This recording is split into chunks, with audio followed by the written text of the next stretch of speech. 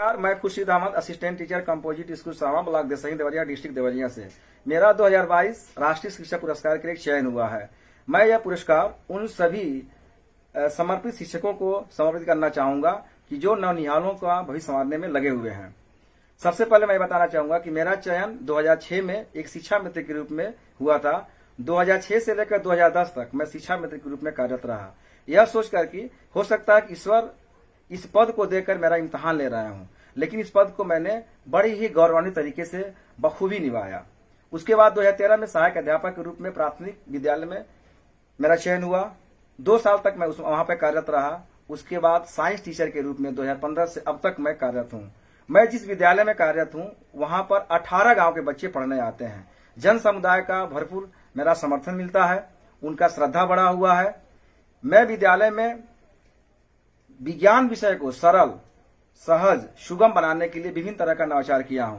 इसके अलावा part time में विभिन्न प्रतियोगी परीक्षाओं की तैयारी कराने के लिए बच्चों को सुपर 30 क्लास का संचालन कराता हूं। इसके अतिरिक्त इस साल 2022 में हमारे विद्यालय से नेशनल स्कॉलरशिप में 25 बच्चों का चयन हुआ है, जो यह पूरे मंडल का या कह लिया जाए कि पूरे उत्तर प्रदेश में एक स्थान स्थापित करता है।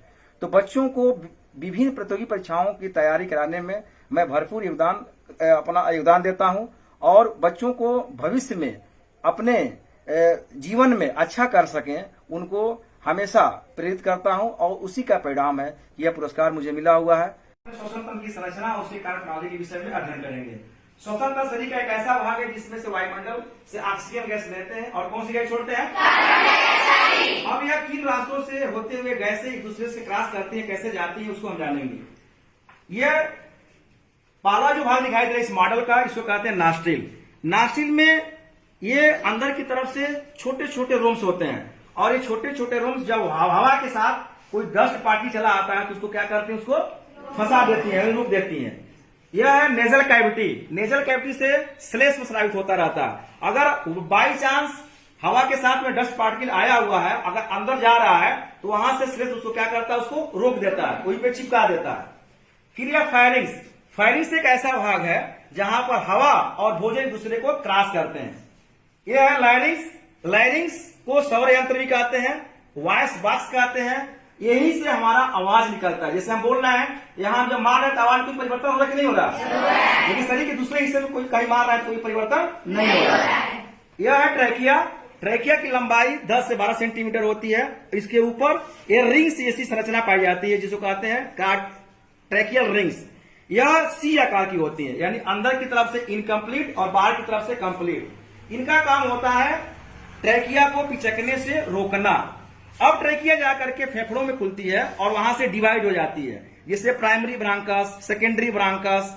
इसमें इस तरह से 24 बार डिवाइड होने के बाद यह जाकर कुपिकाओं में खुलती है और वही कुपिकाओं में गैसों का आदान प्रदान होता है। दाहिने फेफड़े और बाएं फेफड़े में थोड़ा सा अंतर होता है। दाहिना फेफड़ा आकार में थोड़ा सा छोटा होता है और बायां फेफड़ा थोड़ा आकार में बड़ा होता है। इसका वजह यह है कि दाहिने फेफड़े और बाएं फेफड़े के बीच में जो गैप होता है इसको कहते हैं मीडियास्टेनम। इसी मीडियास्टेनम वाले भाग में हम लोग का हृदय यहाँ पर लोकेट करता है, जिसकी वजह से इसका कुछ हिस्सा बाएं फेफड़े पर चढ़ा रहता है।